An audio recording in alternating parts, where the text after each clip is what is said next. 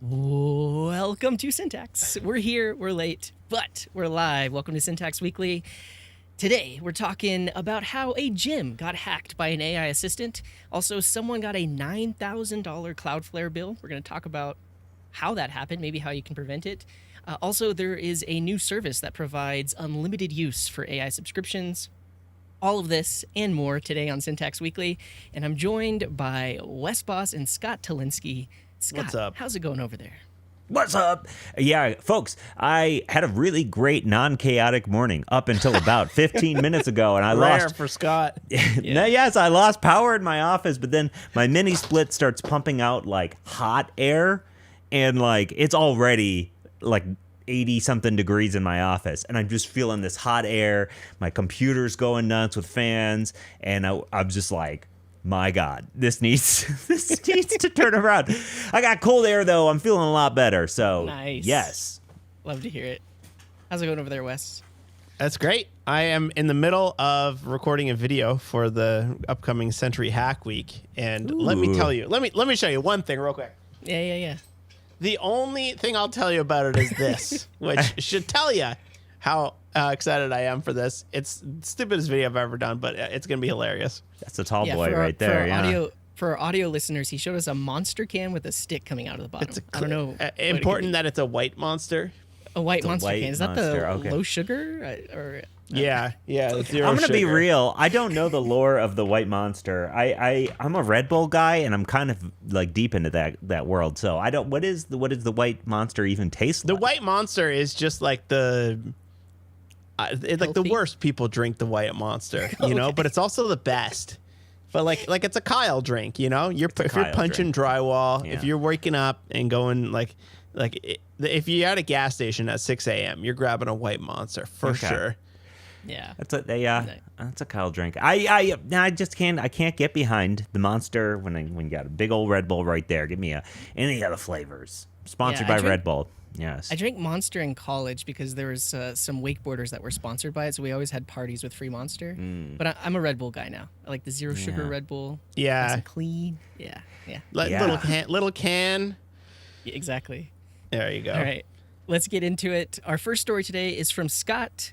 We're talking about CellD. So this is Cloudflare Durable Objects, I believe, an open source implementation. Tell us about it, Scott. Yes. CellD from Dinoland from Ryan Dahl is a self-hosted, distributed, durable objects solution. And what's dope about this is that your workers and durable objects code remains entirely unchanged when using CellD. So basically, it giving you that kind of portability that you don't have when building something that's deeply into a platform like durable objects.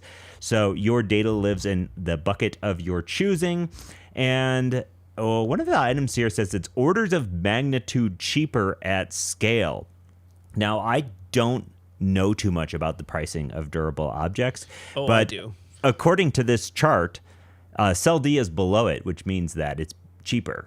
In this case, when I like to look at charts, I just say, all right, what is the chart here? So either way, it says as you grow here, the more resident cells you have, the cheaper CellD becomes, and their example seems to be on DigitalOcean.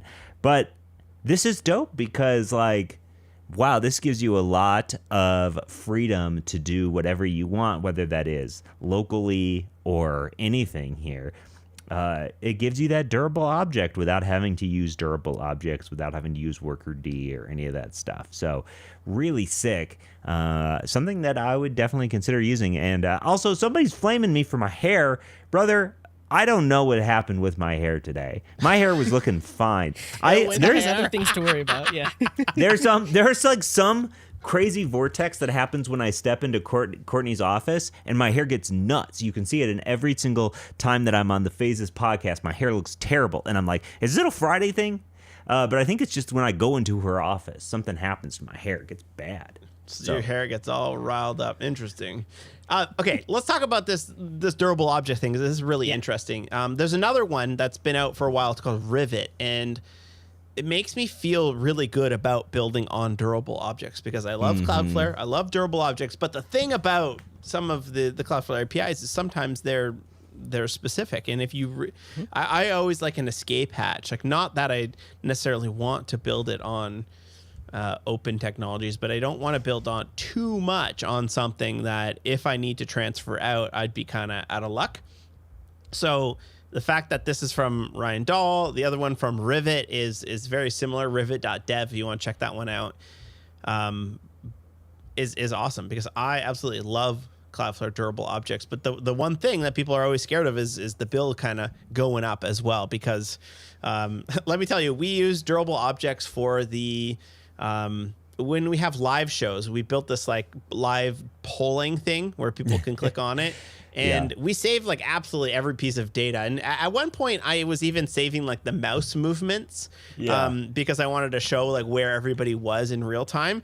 But the one thing I forgot to do, which was I forgot to delete that data after a while. So like data, like how many people select it, or what somebody has clicked, or where they've hovered over top, that data was just building and building and building. And then what was something that took pennies to run, after a couple months, it was just getting extremely large. And in Cloudflare durable objects, you pay for the state that is held inside of them. And they got really big. And before I knew it, it was like $50 a month, which is not, we'll talk about the $9,000 bill in just a second, but it can kind of get away from you, especially if you're just vibe coding stuff and forget to put the deletion code in there. Yeah, definitely. I'm all for it. Like, basically we're talking about vendor lock-in here. And so if you've been building with Cloudflare workers or durable objects, it's specific to Cloudflare. And so this is great because you can run it on your own systems. On their homepage, there's a getting started that says like, or just tell your agent, create a distributed chat app with Vite, use cell.dev and exe.dev with 2 VMs. So I only discovered exe.dev recently, but they have an API where you can just spin up VMs instantly. And so if you pair that with cell.d.dev, you basically have your own scalable infrastructure where you can put the durable object instance on each of the VMs and then just scale as your users scale. Like in their examples, they were saying like one 8 gigabyte node can roughly handle 1,000 WebSocket connections. And so you can just scale from there. So the idea that not only can you host it yourself, but you can also get similar scaling as you get with Cloudflare is really exciting. Yeah. And can we talk about what's really important here? Is it celled or cell-D? Probably cell-D. I'm going to say cell just to be different. Drop it durable. below what you want to. Yeah. Yes. Nice. Can I what's the order here? Because I think that this would parlay well into talking about the $9,000 Cloudflare bill. Can we go into that while we're on the same idea? Wes, the structure says CJ handoff to Wes, but not to a different story. I switched. Wes, are we allowed to veer from the? I can do whatever I want. It stresses CJ out that we don't follow the plan, but no, I'm here. We're talking about durable objects and how much they cost here. So let's go right into that. Is how do you say Justin's last name? Schroeder? Yes, Schrader. Justin Schroeder. Schrader. They released something that Scott's going to talk about in just in a little bit. But he posted on Twitter. He woke up to almost a $9,000 Cloudflare bill.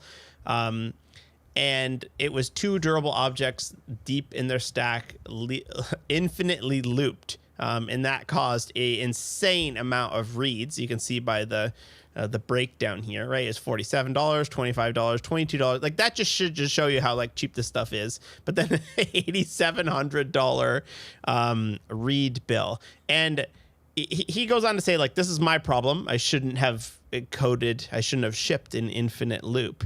But the real problem here is that Cloudflare doesn't have any way to like stop these things from happening. And we've on this podcast have been very hard on Vercel in the past on how these surprise bills can happen. And you don't hear about the surprise bills too often on Cloudflare because it is very hard to actually run up that much compute. But this is a perfect example of it. Certainly can happen if you don't know what you're doing. And also if you're not like keeping an eye on it, right? Like he said he woke up to the bill, but like it didn't happen overnight. It happened over like a month and he didn't get that until he actually got the end bill. And there was no way to like put a spending limit. Apparently, spending limits are coming. Dane is the CTO at Cloudflare, said that, which is great.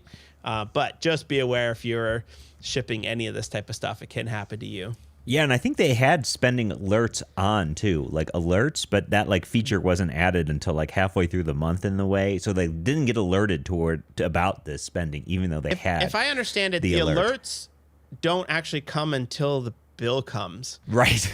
So, which is useless. Way too late. Hey, heads up, big bill coming. Ooh, I hate to tell you this, but you kind of went over by about $9,000. Yeah. I'm curious, Wes, your experience with durable objects. So my understanding was that they like spin up when they're needed in a sense, but they persist their data. So is that, you think, what caused the bill? The fact that because of the infinite loop, it just basically kept the instance up? Or do you think it had to do with the fact that it was reading a lot of data? It looks like from the breakdown that it was simply just a read. Because if you look at the pricing here, duration, that's actual how long it runs, and requests. Like that's what you pay for with this type of thing, is how long is it running? So it may not have been running very often. It may have been running for like 10 milliseconds at a time, but it happened a lot. This is like a cloud math that you have to do, is like, how many times am I going to make a request to it? How long will that request being run? And while I'm inside of that, am I going to be reading it? And maybe we should say, for people who don't know, a durable object is essentially you can just fire up a class and then you can save stuff to that object. Like imagine you had a JavaScript class where you could just say like this.name equals Wes, and then it just spins down, you're not paying for it, and then in 6 months from now you spin that right back up and all the properties are still there. And there's a lot more you can actually do with it, right? Like there's a real-time aspect to it where you can hook it up to WebSockets and it will fire it off to everybody that's listening. And they're fantastic. I absolutely love building on top of them. But in this case, it sounds like he had 2 of them and they were just infinitely reading each other, probably because he was listening for something on one of them, which triggered a read on the other one, which triggered a read on the other one. I'm not exactly sure, but it's kind of scary. Well, that's good to know, because I mean, also in terms of like optimizing code to not get a big bill, is maybe, I don't know if you can have some sort of cached reads or something that wouldn't read that much in the loop, possibly. Yeah, honestly, the reads is usually not that expensive. Like with this stuff, you don't really have to worry about it. What's expensive is that when you have data sitting in them for a long time, that's the problem I had, is I was storing every single mouse move and every single click and every single answer that people were doing. And then every single time somebody used the application, it just stored more and more data. And then it continually grew. And there was no mechanism for like deleting data. Or like summarizing or whatever, So 2 different ways that they can kind of get you. And people have said to me in the past, I'd love to use durable objects a little bit more, but I'm scared of a big bill because it is kind of hard to understand how much will this cost me. I don't know. Yeah. All right. Well, are we ready for the next handoff, which is Scott, hand off to CJ. We're going to be talking about something that I'm actually excited to hand off to, because CJ is talking about Svelte, and I didn't ask him to do this. I didn't tell him to do this. I like Svelte too. Yeah, he did this on his own, and I appreciate it. Finally, he's not talking about Vue for once. Yes, SSR Islands and Svelte. More on that now is CJ.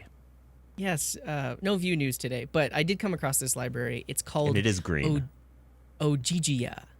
And green theme, new library, so it is green. It's from a developer called Puru. But the tagline here is SSR Islands for SvelteKit. And the idea being that typically with a route in SvelteKit, which is the meta framework for Svelte, if you have any sort of client-side JavaScript or whatever else, there is going to be an initial render, and then there's going to be a hydrate, so you're going to get client-side JavaScript running even for a server-side rendered page. And this is the way that most meta frameworks work.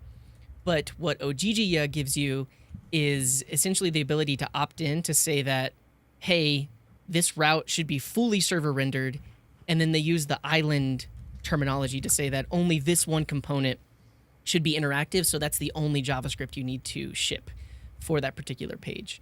And the example that they give is like they have a SvelteKit page here, but then they're using like import specifiers to say import this counter component, hydrate on load. So the initial server render will have no JavaScript bundle except for the code required for that counter. And so this is one way to speed up your pages, to reduce the initial size of the initial page renders. And it's just a cool little technique. And there's no patching of SvelteKit. There's nothing weird they're doing here. Essentially, you mark a particular page as CSR false. You then import a component with that specifier to say hydrate on load. Mm-hmm. And then you also have server islands, so you could say defer on load. And so that'll load after the page is already running or when that thing comes into view. And then they also have this idea of lakes. So there's islands, which are JavaScript interactivity, and then lakes, which can be static HTML inside of an island. So you can have an island load, but then it could actually have server-side rendered HTML inside of that island. Yeah. So going all cool the way little down. project. Yeah, I almost imagine SvelteKit itself adopting this strategy, like if it takes off, because this is just a third-party library. Yeah, exciting to see. Yeah, like wouldn't SvelteKit be able to determine itself if this type of thing, like by default, everything is client-side render off, and then you can just opt in to things that want to be client rendered. In most cases, I don't necessarily even care that much because Svelte does such a good job of just like loading the straight up HTML right away. And you don't even necessarily know that it's downloading JavaScript or re-rendering it in the background because you get that initial HTML render. Yeah, and also to give you some context, the creator of this is on the Svelte team. So, Okay. Yeah. They have, community. They have there's probably buy-in to some degree, but creating something like this isn't just happening in a vacuum. And I think it's probably created on its own because it's not an official Svelte initiative or something like that. But I could see this absolutely just showing up into SvelteKit. And my only comment on this is that I've been waiting for this moment for all my life. I have. I will want islands in SvelteKit forever. So I'm so stoked about this. I like this. I got nothing else to say other than hell yeah. Give me a big old stamp on this. I'm going to use it. Yeah. I'm excited to try it. And in the launch post, they have some example code. And one of this is really cool. So it says hydrate with a media query. So you can say that this JavaScript, this component should only be loaded onto the client if the device's max width is 600 pixels. So that's another optimization strategy, is like only load things depending on device size. Dude, Gary Tan needs this so bad. He loaded his whole DOM twice on the website, once for mobile, once for desktop. He gotta send him this one. Yeah, it's exciting. I'm excited to try it out. All right, we are, a good 10, 15 minutes, already 20 minutes into this, and we have not yet talked about AI, and I'm feeling like we should talk about AI a little bit. We got a couple stories here. Scott's got one about unlimited AI, and I got another one about Facebook finally joining the game. So, Scott, tell us about standard code unlimited AI. Oh, I'm going to do that for you in just 1 second, Wes. But before I'm going to talk about Sentry. Sentry is the perfect place to track all of your errors and exceptions, even if you want to do it with AI or not. There's an AI feature that allows you to get to the root cause of any of your bugs and issues, and it rules. I've been using Sentry so much for all my stuff, to do metrics, to do agent metrics, to know like how good my agents be working, like are they spending too much money or anything like that. I've been checking that all out with Sentry, and Sentry has CLIs. They have the coolest stuff, man. I've been using the CLI for Sentry like crazy. I've been going nuts, and I've been trying to actually, Wes, I've been trying to build more like automated, I've talked about this a little bit, more like deterministic automated processes for doing things, like pulling bugs, automatically fixing them, submitting, PRs or whatever. And it's just rules. So shout out to Sentry. Sentry.io makes this show possible and keeps us all employed. So shout out to Sentry. All right. time to talk about my story here, which is standard code by the standard agents folks. And standard code showed up just last week, officially announced. It's in early access right now. And the sell for this thing is that it is $5 for the first week and then $49 a month per line, and that's for unlimited usage. The fine folks over at Reddit got really grumpy about this when I saw this posted over there. I clicked through the comments. People were like, this is BS. You're lying about this. It's like, I don't think it's that intense of a concept. So how does this thing work? It's a harness, and it is basically the idea here. It's kind of like cell phone plans where you are like charged per line, and per line is like per parallel agent or per parallel AI. So the more that you want to have available as per, it will cost more money. Each line itself is unlimited. To my understanding, they're not being throttled. It's not like a throttling situation. It is that Canada certainly knows about the unlimited data. But well, I actually had same thing with T-Mobile. I have unlimited data with T-Mobile, and T-Mobile has, I do certainly get limits for that as well. But the limit is really just that it is one active session per line, and that's the limit, right?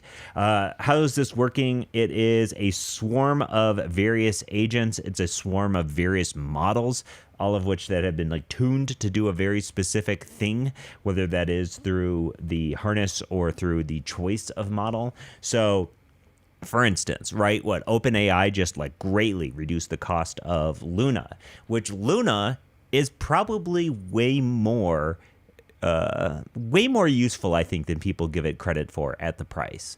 And so really what so many of the things that we're doing with models are just like straight up running, like, let me just run everything through Fable. Fable, please make me a new directory. Like, so many of these things I think can be replaced with different smaller models. In this one, you can see sub agents are full agents. They're just every agent is a specialized domain specific agent. So a domain specific agent, curated prompts, tools, and context to do its own thing effectively at a cheaper cost, therefore making it so they will not go out of business is, I think, the sell here. Like, I don't know. Let's talk about this a second. So this is something that you buy for $49 a month, and as long as you're only running one at a time, then you could run that 24/7 if you really wanted to. And that's extremely cheap, right? $49 a month. And the trade-off to that is that you can only use it at one time, right? You can't spin up 8 of them at once and run them in 8 different tabs. And then the other trade-off is that you don't get to pick the model, right? Like it is going to try to choose what that model is for you. And it's likely going to try to defer a lot of the work that it can to the cheaper models, right? Yes, but I think the idea here is to defer to the cheaper model while still being very effective, right? And that effectiveness is being done through evals and understanding, like giving it all these tasks and switching up the model stack, switching up the models. Okay, if we swap this one for this one, how does that affect the output? And then how does that affect the price? So I'm sure with more usage too, it just gets better. If you are paying for a Codex subscription too, you can bring your Codex API key and have it use the same architecture, but always like with heavier models that you're not going to get charged additional money for. In addition, there's also cloud sessions. So this whole thing has automatic cloud sessions. So that way you're not having to manage the cloud session on your own machine, which is nice. Someone asked if it's truly unlimited, won't it be dominated by people running it 24/7? It's a really interesting take. We've not seen this yet. Like we've have the, like, you pay a certain amount and you get a certain amount of tokens and they reset after, and there's all these different rules around it. Or you just pay by usage, which both of those have their ups and downs. Yes, and I think it will be dominated by people running it 24/7, but I think they're accounting for that, Yeah, and there is a comment on YouTube that says it's like an unlimited phone plan where they'll downgrade you to dial-up speed after you hit some internal token limit. I don't think that's what they're advertising. Like that would be horrible, right? That would be like that isn't it? No. Yeah. They're not changing the model. The model itself is set up to, like, there isn't going to be like, oh, we'll put you on the cheaper one now that you've used the fancier one. It's like, this task is suited for this agent. Yeah. And I think their big play is that they have that router. It's basically a model router. They have that set up at scale, and their bet is that most or a lot of the usage won't actually need to use some of these bigger models or bigger plans.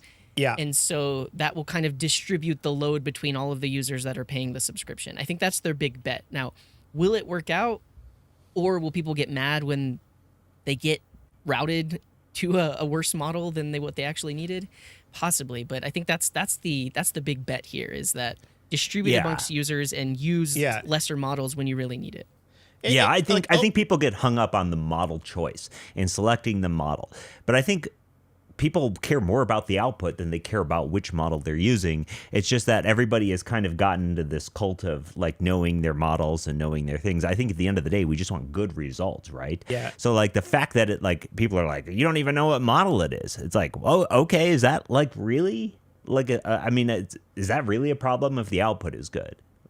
You'll see. OpenCode sells OpenCode Go for $10 a month, and they initially, like, we had Dax on the podcast. He said he thought that would be their like third world country offering, but he says a lot of people use it and like do their full 5 days a week on this type of thing. So if they can do that for $10, imagine what you could do for 5 times that. I think people are underestimating how much you can actually get done on it. I don't know. There's still going to be issues where I hit and I'm like, no, I need to step up to the big boy models. But a lot of the stuff that people are doing, you can do it. And if they can crack the nugget of figuring out what problems to send to which model and do that efficiently, then they're going to be in good shape.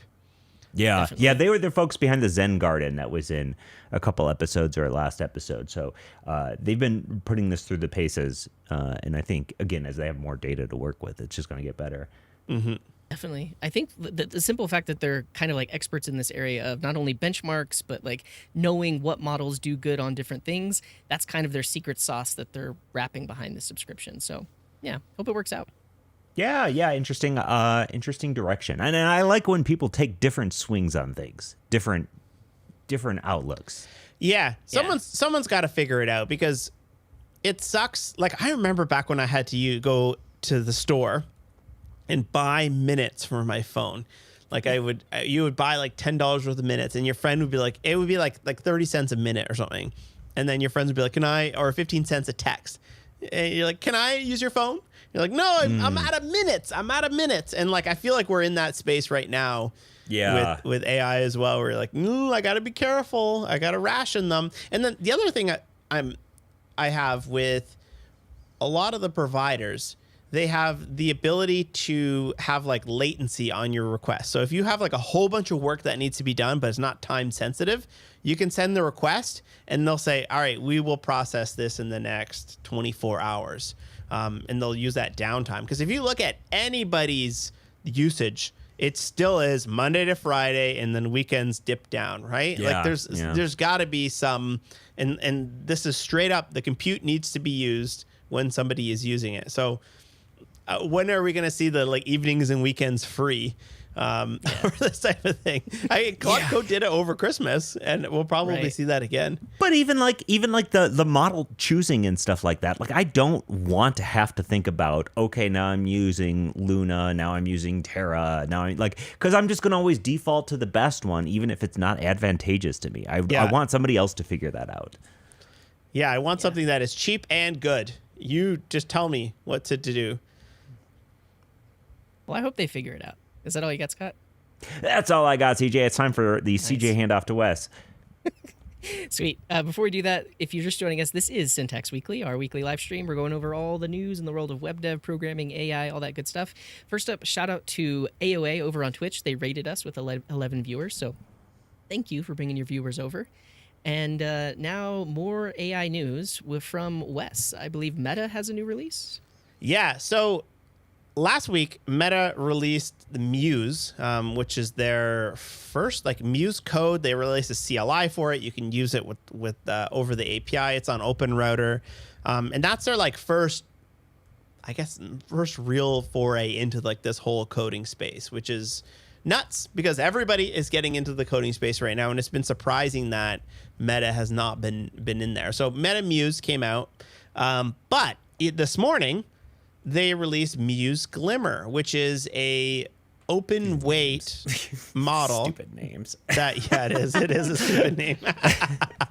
But you can download it, run it yourself on 64 gigs of RAM. So if you have a half decent MacBook Pro, this is a model which you would be able to download and run on your computer. Now, what's interesting about it is it's kind of on the same, you can look at the benchmarks here, similar to Gemma 4 or Qwen 3.6.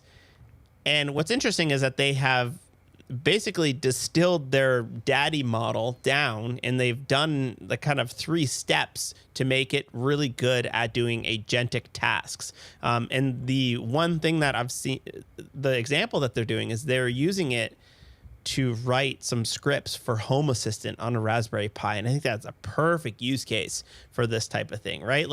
Here are my lights. Here are a bunch of tool calls. Here is something that I want to use. And it's relatively simple past that. I want to be able to take these things, call these tools, make these lights turn on at a specific time, and I want to run that entirely locally for free, right?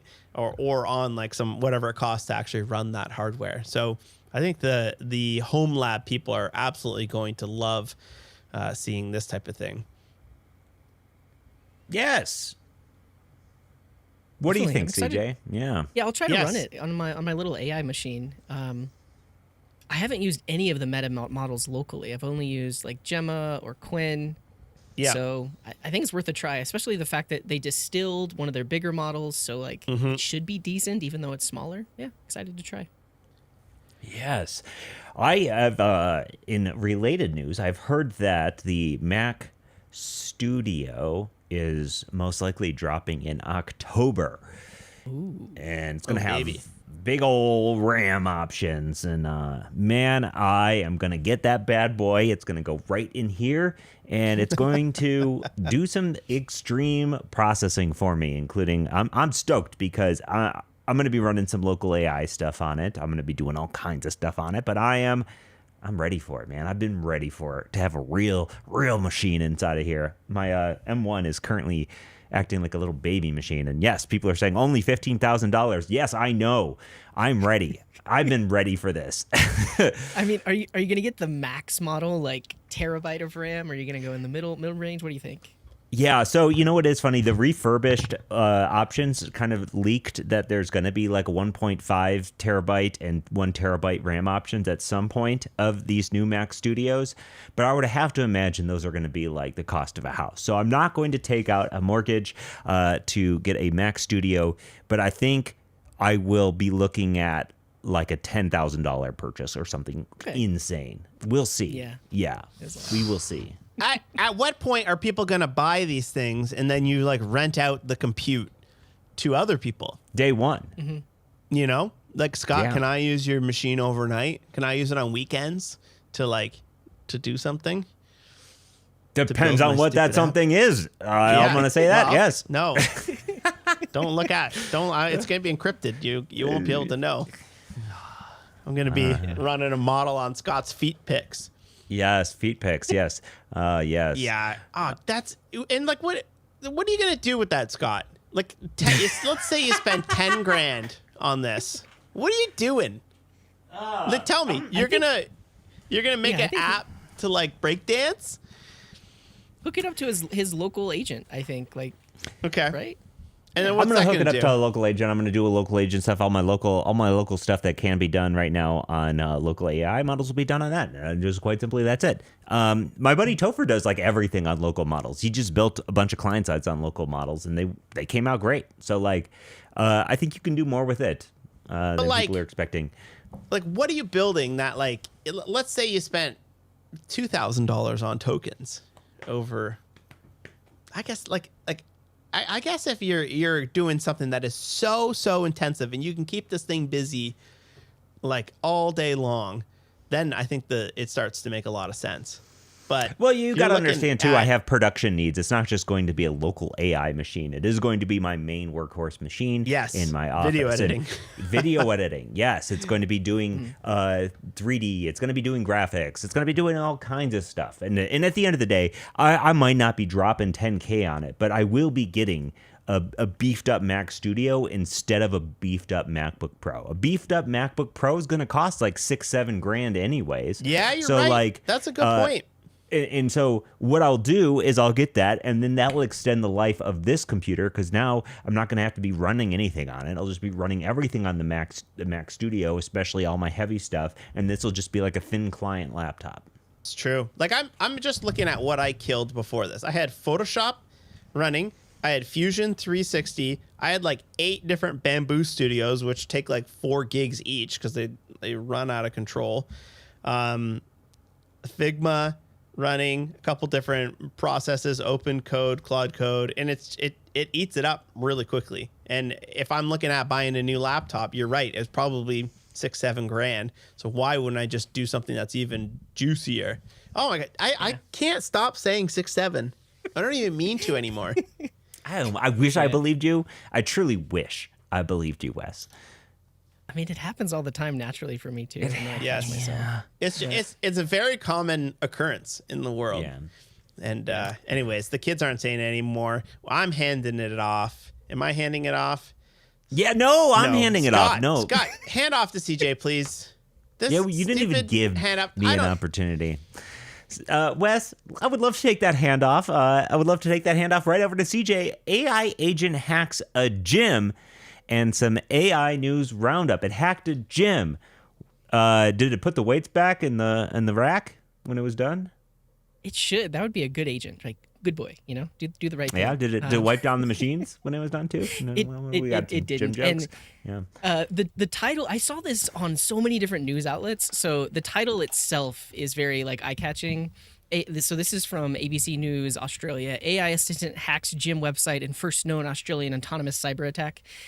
It's not that crazy, and I'll get into the details of it. After that, I'm also going to do a whirlwind roundup of some other AI news. But first, our headline story here. So essentially, there's a guy, and he wanted to book I don't know, it was some sort of training, or maybe there was a class at a gym. And he's literally just prompting his agent to figure out if it could go find an open class and book it for him. So nothing crazy. He's not actually trying to hack the gym, but where it sort of takes a turn is because he asked the AI. So the AI figured out, okay, this is how I can add you to the wait list. So it added him to the wait list. And then he simply prompt, is there a way to move me to the top of the wait list? And so the AI started spinning, and it figured out that the calendar API that they were using didn't have any authorization checks, and it was possible to cancel other people's waitlist positions. And so it made a simple request. It deleted the first person in the list, and so he got bumped up from number 4 to number 3 in the waitlist for this class. And so he's prompting. He was like, "Oh crap! Can you undo that? You shouldn't have done that." And then the AI says, "Bad news. I can't add them back." So, first of all, I just think that AI is giving everyone CJ abilities, because this is something I would have done 5 years ago without AI. Totally. Right? Like I would, right? And I don't consider this a hack, right? This is like leaving the reservation list on the desk of the gym written in paper, and then anybody can just walk up, erase someone's name, and put their own. This rude is behavior, though. That's rude behavior. It's rude. I will say it's rude, but I wouldn't consider it a hack, because essentially all the AI did was find the documented or undocumented endpoints, and then those were not protected with authorization. So it's not like it hacked it. But that is so much of hacking is finding loopholes and unauthorized access, is it not? Yep, it's a hack. Yeah, but I would also say like it's also a gray area, because it's like leaving the door open. Like there's whoever created that API didn't do the right thing. So have you listened to Darknet Diary? Sometimes the best hacks are leaving the door open. Yeah. No, it's true. It's true. Okay, so you sure call this a hack, but that's basically the story. Is all it takes now is a prompt with an agent. You don't even have to know how to code, and it will find undocumented and unprotected APIs for you to get you up in the waitlist. So I think the reason why this was big news, at least in Australia, is because they linked it with the news about OpenAI hacking into Hugging Face. Like, that was an autonomous hack, but that was not this level of hack. They were that autonomous AI found 0 days, like basically things nobody knew about, exploited them, had persistence across multiple parts of the web, was like spinning up various VMs to make sure that it wouldn't get shut down. So this is a far cry from the type of autonomous hack that happened with OpenAI. This was just a guy's OpenClaw instance that he was prompting. So it's funny, it's interesting, but like I said, this is something I would have done without AI, but now it's possible for every man to hack unauthorized APIs. You would have done this without AI? I definitely would have done this. Yes, I would not. I literally have done that. Feel for, so bad like, about massages and things. Oh my gosh! Every time I book something, I'm like, what platform is this on? And then I'll do a little bit of digging. Yeah. Devious. Well, let me say this: if you are on the flip side, you are like you have the code base. This is your code base for booking gym membership, whatever. If you have not yet unleashed an agent on your code base to say, just check if there's any security issues. This is such an easy thing. Like, I think on the flip side, like, stuff is getting even more secure because, like, these types of, like, employee oopsie, I forgot to put the middleware in, or I commented out the middleware for this type of thing because X, Y, and Z. The agents don't do this as much as you like to think it creates super insecure code. In my experience, it often will do the opposite. It'll double check all of these types of things. So if you have a little bit of extra in your weekly limit, let it rip on your code base and say, hey, find any possible security issues. Yeah. Have you seen the type guards these AIs are writing these days? Oh, that's a different kind of safety. Yeah. Yeah. No, but I completely agree. I think I blame whoever built this reservation system. Like you're saying, it's maybe AI doesn't get there on the first run, but you can literally just prompt it and say, hey, find any potential issues, and it's going to find unauthorized endpoints. Like, that's a super easy thing to check for. So, yeah, I think you're completely right. Is the people behind that system should probably secure it up a little bit. But I will add a caveat. Like, I think obviously it's a gray area of, like, would I have done this 5 years ago?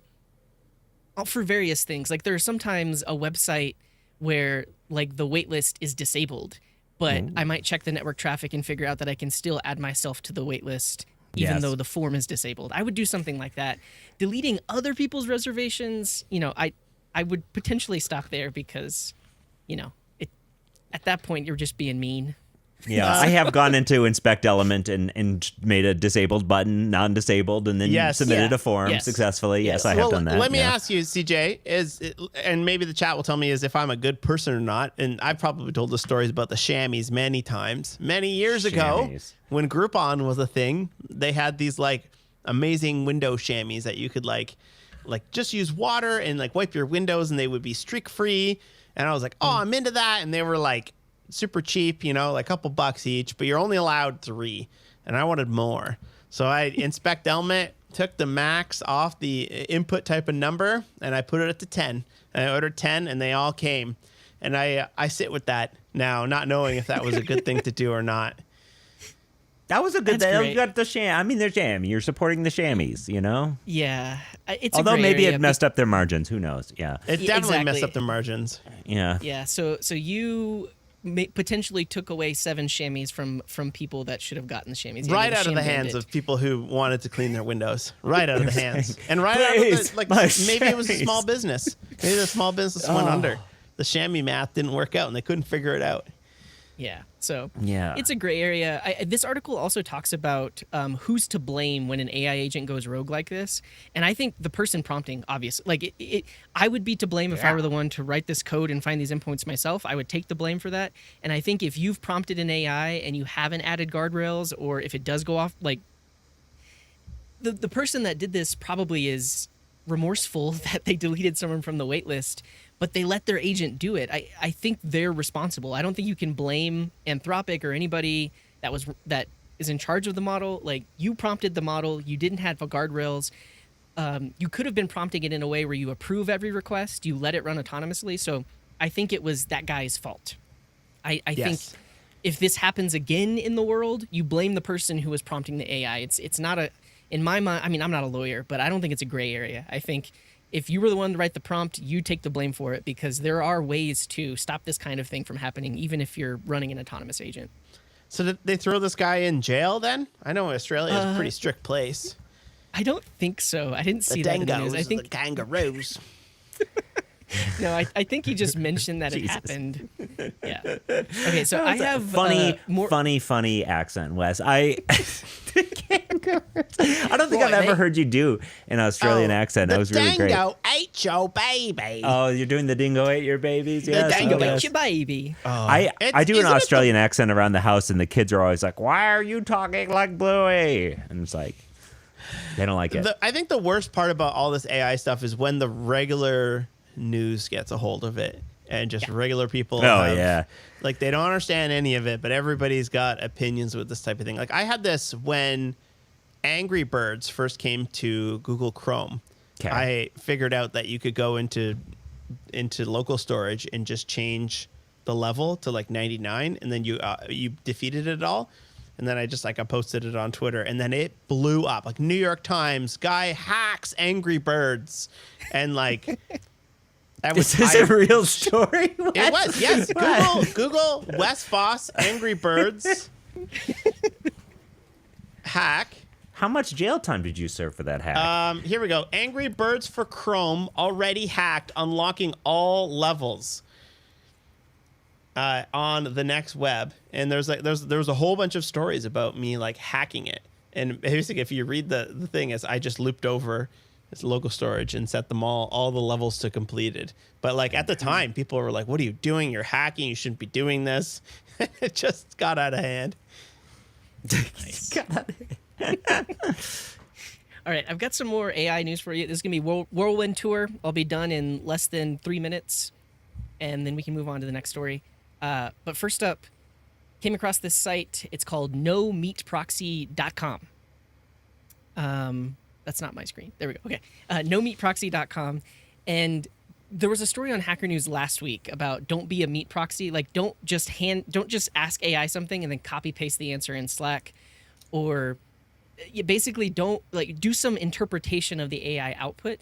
And this website is kind of like some do's and don'ts. And the other aspect of this is if someone ever responds to you with what looks like a ChatGPT or a Claude answer, you just link them to nomeatproxy.com.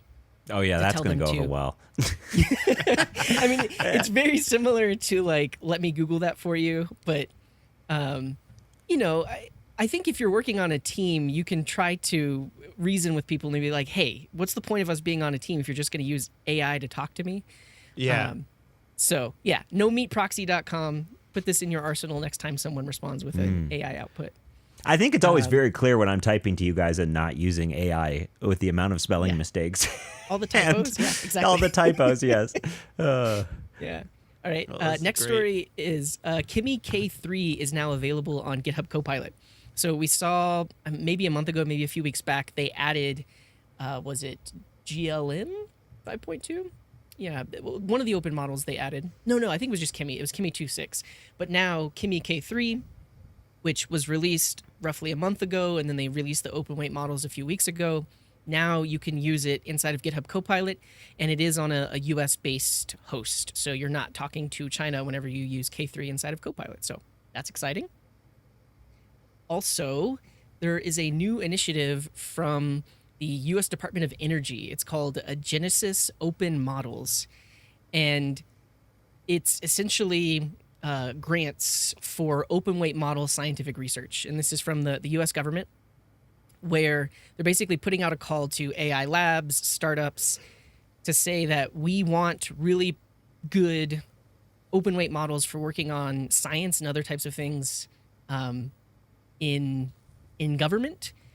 And I think this is great because this will also be a way to not be dependent on ChatGPT or Claude. We can have government agencies that are using open models or models developed internally. So cool to see this as well. Very cool. Very cool. And this next one is super interesting. And actually, I want you guys to play this game before I talk about it. So I'm going to share this link. Maybe Wes, you can do it first. I'm going to put it in the main Slack channel. All right. Okay. Click that link. Game. Yeah, share your screen. And essentially what you're going to have to do is it's going to show you a prompt that an LLM would execute.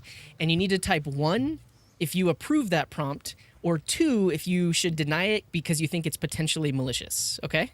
We're gonna see how good you score. All right. Should I go? Great.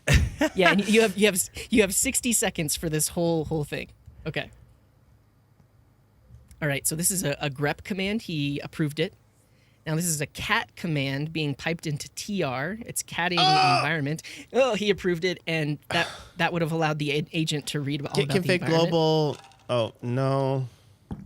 Okay, so he disapproved node that. Run console log process.version. Yeah, that could be potentially bad because knowing that you're on an outdated version of Node, but I'm gonna allow 20 it. seconds? Yes, good. Yeah, okay, that was good. Chmod deploy. No, I shouldn't do that.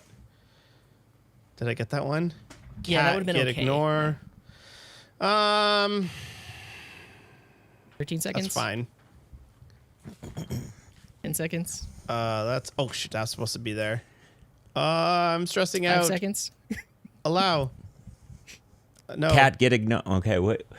Oh, Okay. 3 out of 4 Okay. threats caught Okay. under stress. So, the developer behind this game has run this, and I think they got like over 40,000 plays of this game. And the idea Wow. is, if you're in a stressful environment, not stressful, but like time limited environment, right? Your agent is showing you that it's about to run commands, and you just click approve, approve, approve.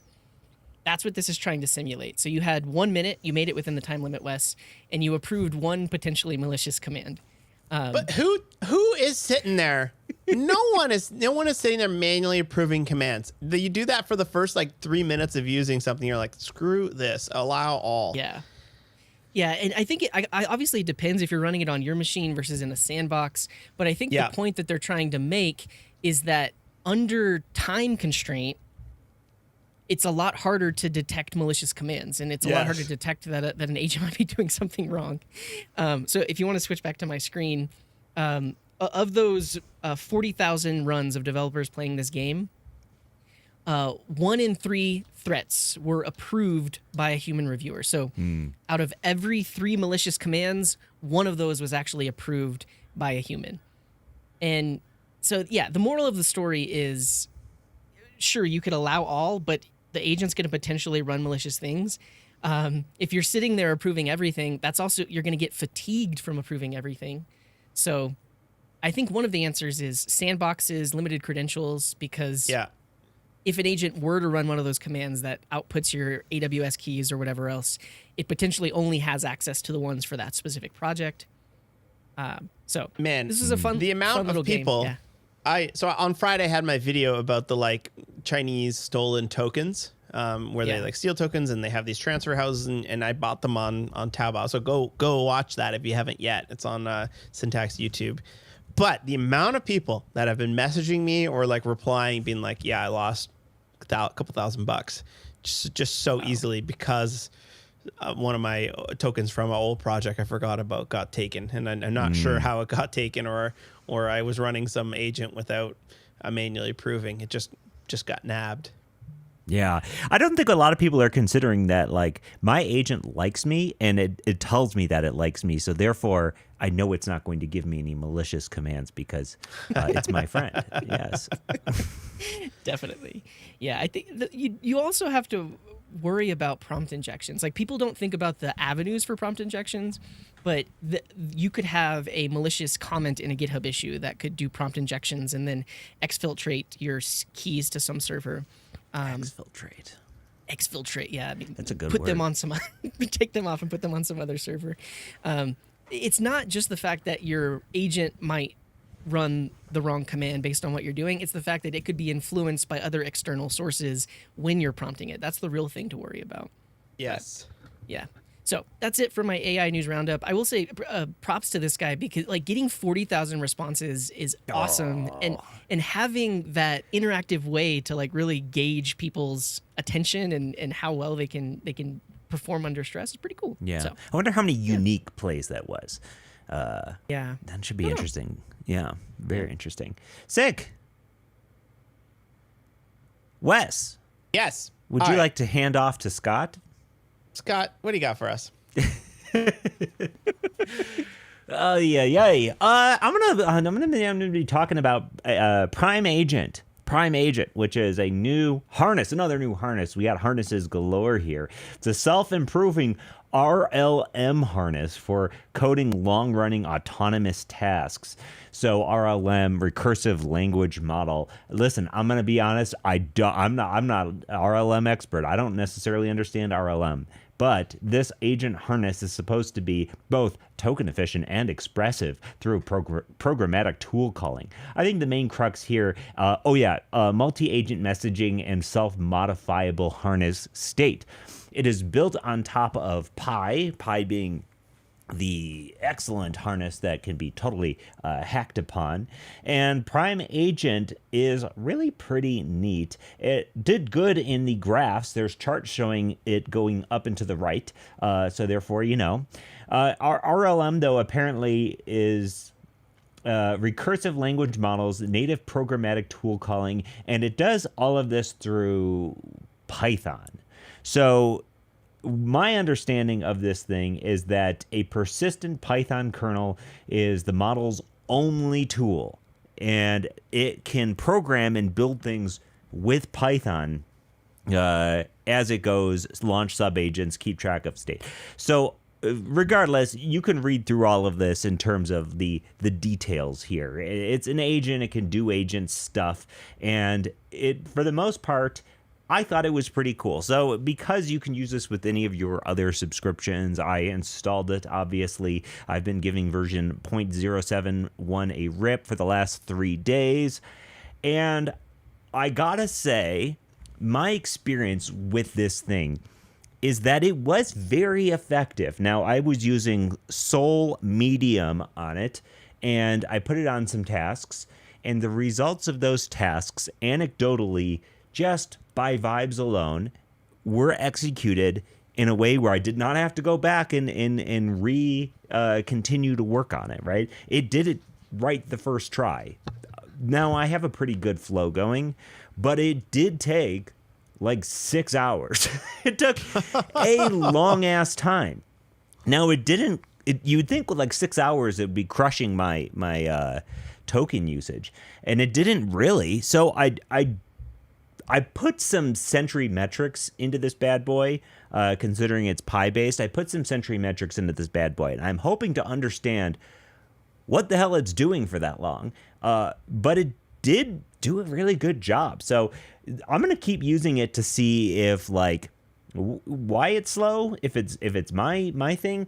Part of their whole thing, too, is that, like, they want you to, the compaction apparently is better. They want you to just keep using the same sessions instead of starting more new sessions all the time, which is different because I'm always so conscious about starting a new session. Yeah, me too.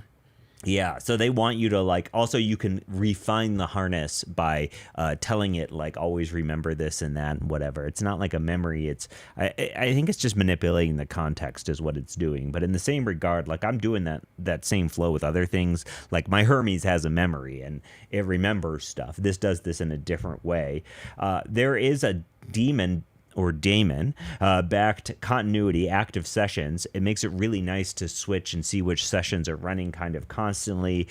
You can have things like scheduling things on cron jobs and stuff like that, persistent goals, all this stuff. In general, I found the harness nice to work with, and I liked the output and the results of it. I don't know why it's so slow, if it's a me thing or if it's a Prime Agent thing. Either way, I don't know. I'm going to keep using it for a little bit. The harness for me is the new browser, where I'm going to use a different one every single week because there's new harnesses left and right. And I found that if I have my tools and I have my workflows and everything is just symlinked into the right folder and whatever, I can swap between any of them at any given day and test the results and see how it works in kind of a non scientific method. So yes, cool stuff. I'm not going to validate or verify any of the claims of RLM or not. I think that's for other people who are more smarter than I am. So, guys, did you see this one? No, it looks interesting. I don't know about all these different harnesses every single day. You know, I'm glad that people are exploring them, and it's the cost of spinning up a new harness is almost nothing, right? Yes. But it's not something that I'm gonna dive into until I hear enough people talking about it and realize, oh yes, this is something that is worth my time. Yeah.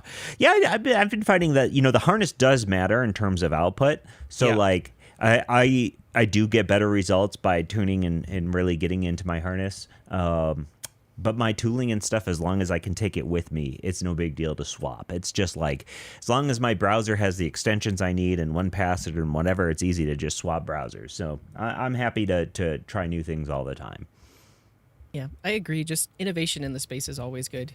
But personally, I've been using OpenCode since, I guess, January, and still that's my harness. Works for what I need, but I can see where these little tweaks in terms of like token usage and also being able to modify itself could work out. So yeah, let us know how it goes. I will do that. I'll keep you updated next week. I'll have I'll see if I can get any faster. Sweet.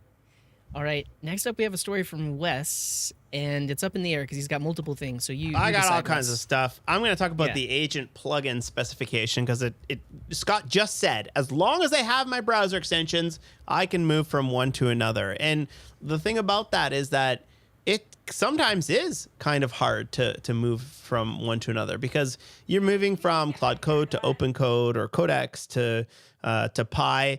A lot of these tools will try and like when you load one up, it'll be like, oh, loaded 3 Claude skills, but now there is a standard, which is not the same as the other standards for what's called agent plugins. So this is basically just a specification that is a JSON file that will allow you to ship both skills and MCP in a single plugin, and then part of the specification is things that are not skills or MCPs, like hooks or what are they? I had a list of other things here, but slash commands, all of those types of things that are going to be specific to the client. So something that only works in Cloud Code or OpenCode or Codex.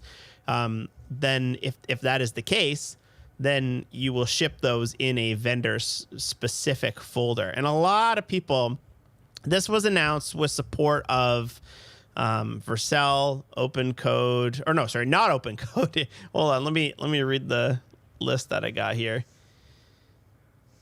I feel like this is doing too much. Yes. If Codex, we're being honest, yeah. Cursor, Kiro, VS Code, and I believe the other one was GitHub Copilot. So not OpenCode and not Claude, although this specification is similar to Cloud Code. So now there is a standard which is not adopted by everybody. I don't know if this is... Oh, Vercel was the other one that has shipped support for this type of thing. So I don't know. Yeah, I agree with you. It doesn't cover half of the stuff that you want to, right? It doesn't talk about security. If Claude is not in it, then if they're not supporting it, then it's going to always be this kind of half-baked thing. I don't know about having to ship client-specific code for every single one because there's, like we said, there's so many different harnesses out there. I think we need a bit of a better system for this type of thing. Yeah. Yeah. I got some interesting system stuff I'm going to bring to the table next week, guys. So all right. Yes. I'm excited for that. I don't know. We do want standards, but it's also the stuff is moving so fast. And nobody can even agree on what the folder is called for these types of things. So we'll see where we get from that. Can I do 2 more real quick? I just want to get your thoughts on these types of things. Yeah, let's go for it. Some tweets Adam Wathan says, I feel like we're about 6 months away from a token is a token and gas at a gas station. So every single week we're on here being like bloop, bloop, bloop, 4.8, 16 billion, whatever's. And then today we're here saying like, oh, this all you can eat plans are starting to show up. And I don't even know if cool, a new better model that has more better rankings than the other model that came out last week is now out. And like a lot of people are they don't care anymore. You know, it just works well for what they're doing. And I thought this was kind of an interesting take, is like, in 6 months from now, are we going to care that there is a brand new model out that is significantly better or even a little bit better? Or are we going to just be happy with this type of thing? As a token going to be a token, and where that comes from, I don't necessarily care all that much. What do you think? I see it. It feels like we're plateauing. I mean, obviously you can't see what they're doing behind the scenes at Anthropic or OpenAI, but with open weight models getting just as good as the frontier models, it kind of feels that way. I mean, I could eat my words, and all of a sudden we have something released by OpenAI or Anthropic that like nobody can even touch. But for so long we've been saying our jobs are over, like we're replaced by AI, but we haven't reached that point. Like we still need a human in the loop of sorts, whether they're the one prompting or whether they're the one proving or whether the one like just deciding what AI should build. So Yeah. like you still need a human in certain aspects. I mean, and it doesn't feel like we're anywhere close to one-shotting a completely secure, completely ready to go API that satisfies all of our wants and needs. Yeah. It requires iteration. Like there's so much back and forth. And so Yeah. the jump from all of that back and forth that we have right now to in one prompt it did everything and it's perfectly secure, it just feels so large. And that could be my human brain not being able to think logarithmically, but I don't think so. I think we're plateauing of sorts. Even if they do continue to get better, it's like in the last, like, let's just look at the last like 3 months. You know, we've seen like Quen and Grok and Cursor and Facebook, and like literally every single person is putting out a very good model. And even if they do continue to get good, what we've seen is that like from January until today, where January everybody's like, holy crap, this stuff is actually getting really good, to today, people have caught up pretty quickly, like relatively quickly in this type of stuff. So like, even if they do keep getting better, will we care? Or is it just going to be like, oh yeah, I just get whatever all you can eat package and it's great for what I need? I don't know. Yeah, I don't know. I think my opinion on this, like so many other things, like in this space, changes based on the result of a coding session at that given moment. Because it seems like sometimes they're great, and other times I'm like, what are you doing? Like, so I don't know. I think one other one, nothing of value. Michael Jackson, the JavaScript developer, not the entertainer, says, I am building some. Michael Jackson is the guy behind Rec Router, Remix, all of that stuff, right? Absolutely cracked JavaScript engineer. And it says, I'm building a new JavaScript runtime just the way I want it. Goals: complete platform, building real JS apps. So NPM, database, queues, cron, a single binary, JavaScript workers, web standards, flexible HTML, dev mode, observability. And then some of the comments go in to say like PHP, but type safe. Is this the next new bun? Is he going to be vibe coding entire JavaScript runtime now? Kind of interesting to see. Like he did this for JavaScript frameworks, which is Remix, completely reimagined from the ground up. And we still yet to see the adoption of Remix. I'm going to the conference in a couple months as well to see what they're up to. But kind of interesting to when somebody like this says, hey, I'm going to build an entire new JavaScript runtime. Yeah, I don't know what to think of it. Finally, yes, finally new runtimes. Yes. we have so many. I would want to see like what are their use cases, because it kind of seems like they want it to be like the Laravel of runtimes, but why wouldn't you just build that as third-party packages? Like, why does that need to be built into the runtime? That's my main question is, why does this need to be in the runtime? What makes it needed to be a runtime over an opinionated framework? Frameworks don't have any control over the execution or process isolation model. This runtime is worker-style execution and guarantees, but on my own hardware.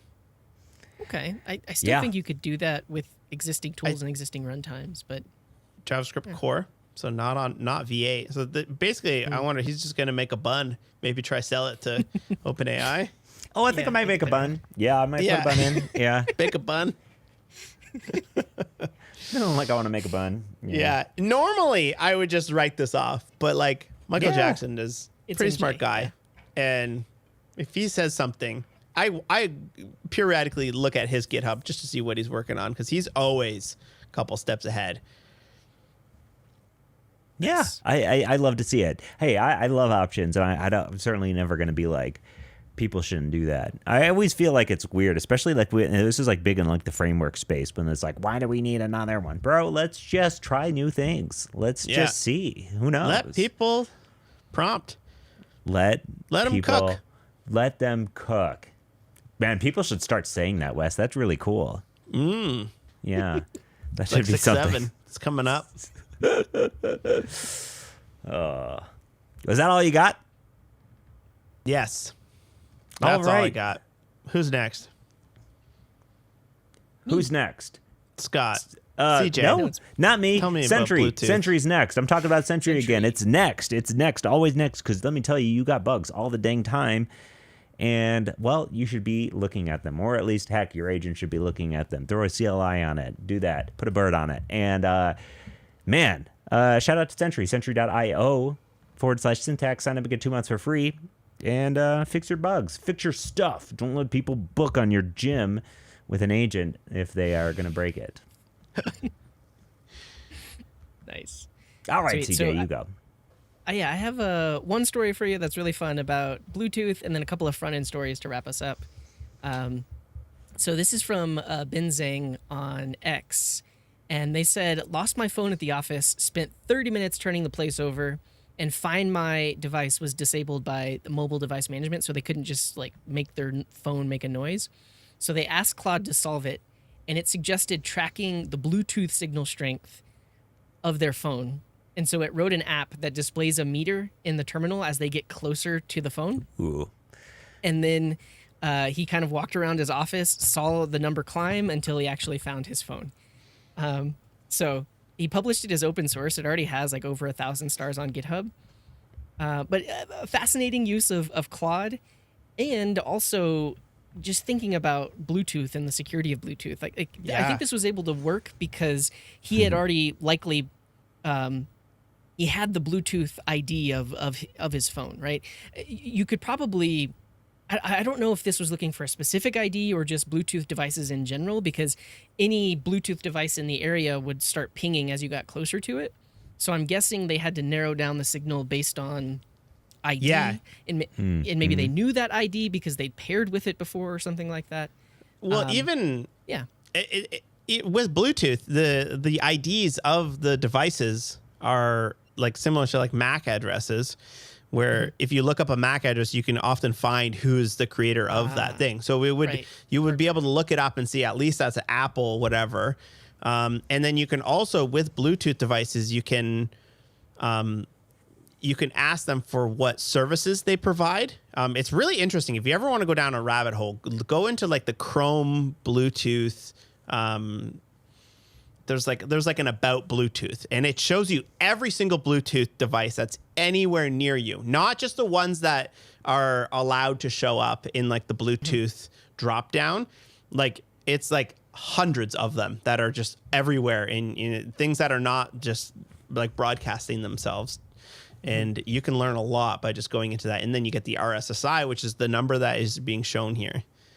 Right. So you can narrow that down pretty quickly. And I guess this just makes me think about how trackable all of our phones are when we're out in the real world. Yes. So I just got back from DEF CON. Here's my cool little DEF CON badge. But I brought my wife with me.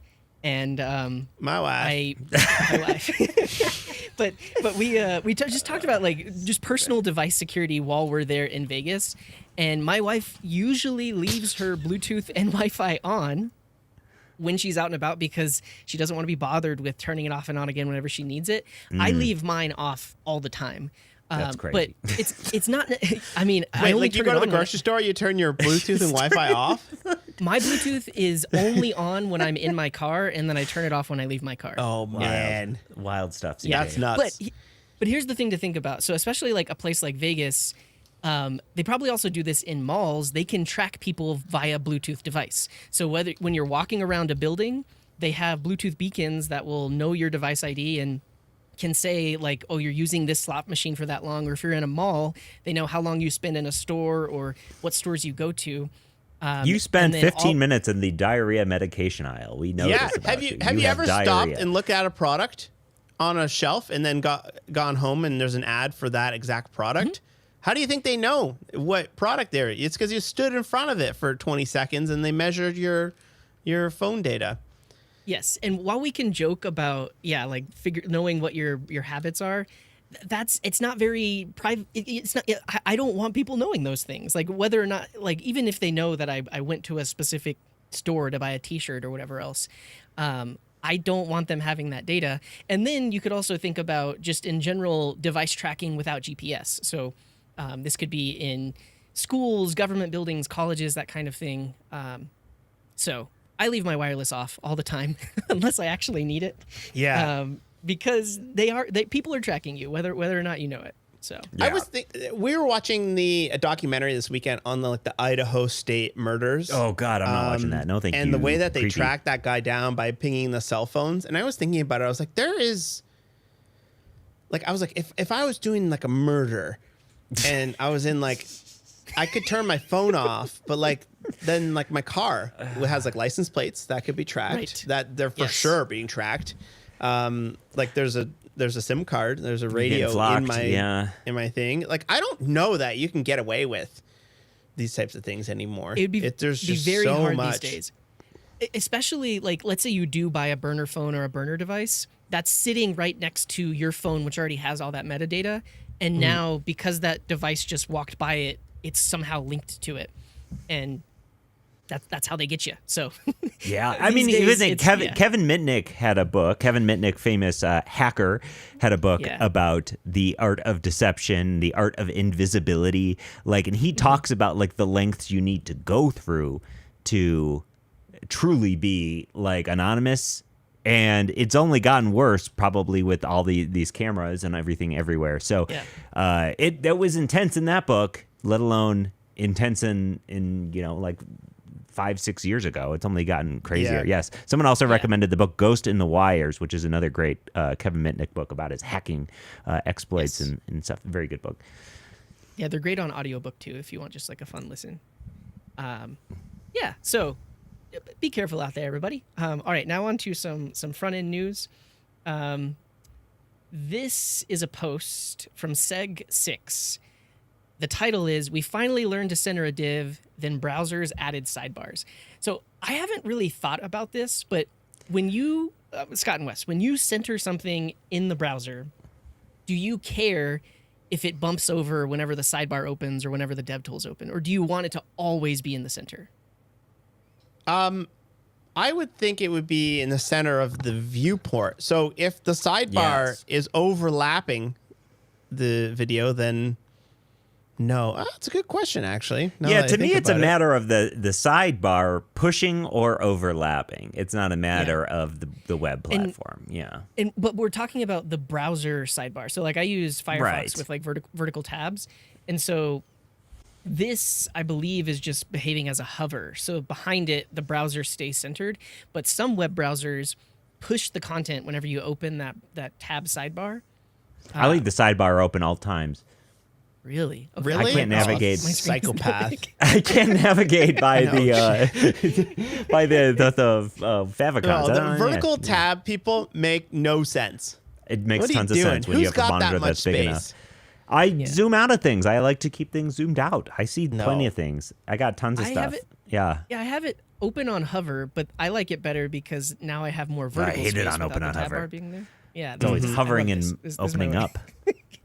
Regardless, this article basically just talks about, okay, what if you want something to stay in the center regardless if the browser sidebar is open or regardless if the browser dev tools are open?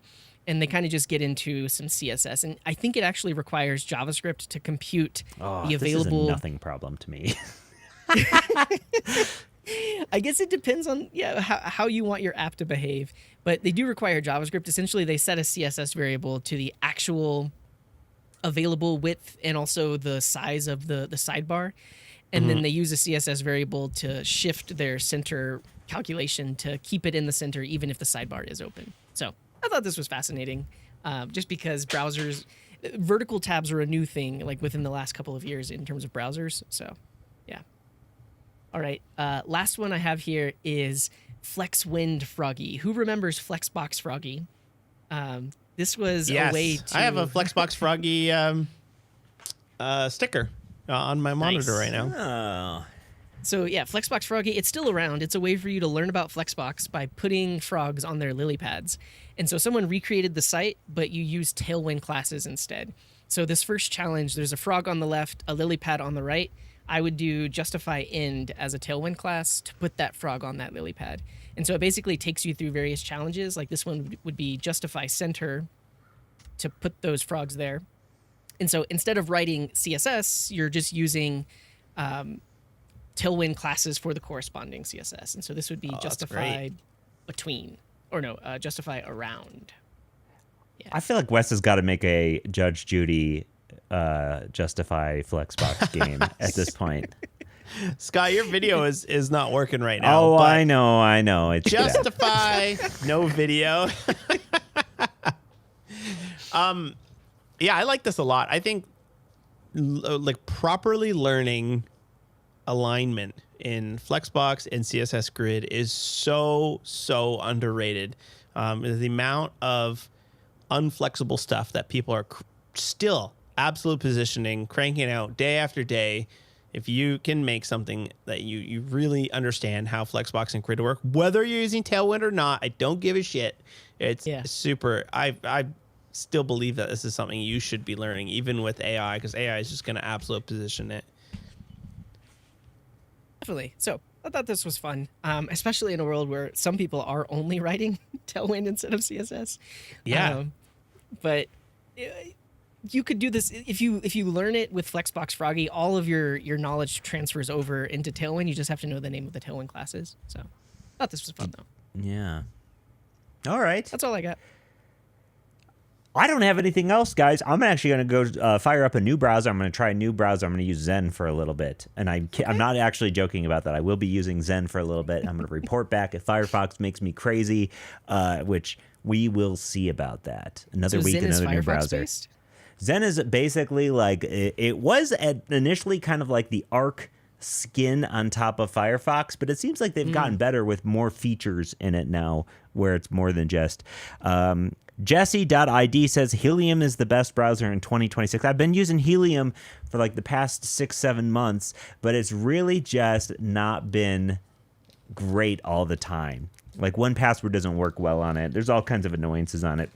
I do really like Helium, but I've been on Dia for the past week, and well, Dia has its annoyances too. So on to the next one. We'll try it. I will say, don't let Zen inform your opinions of Firefox. Zen is its own thing, so don't blame Firefox if you don't like Zen. I wouldn't dare have Zen. I would not dare that, but I would let Firefox taint my experiences of Firefox, which I No, have Firefox is awesome. much experience I need with to switch. it. We talked about this last week, but I'm so sick of Microsoft Edge changed the layout of dev tools as well. Now it opens up 3 panes, and I can't figure out how to turn it off, and I'm sick of it. Sick of it. Going back. Going back. All right, guys. Well, thank you so much for joining us for Syntax Weekly. We are here every single week with all of the stuff, all of the new stuff that's going on and the stuff you need to know about. So smash that subscribe button. Tell your friends. Show up on Twitch, on X, the Everything app, or YouTube. We are all of these places. Hey, I think we might be getting some vertical streams going on, too. If you're a TikToker and stuff like that, we might be on TikTok, too. So check us out in all those places. Thank you so much for joining us, and we will see you in the next one. Peace. Peace.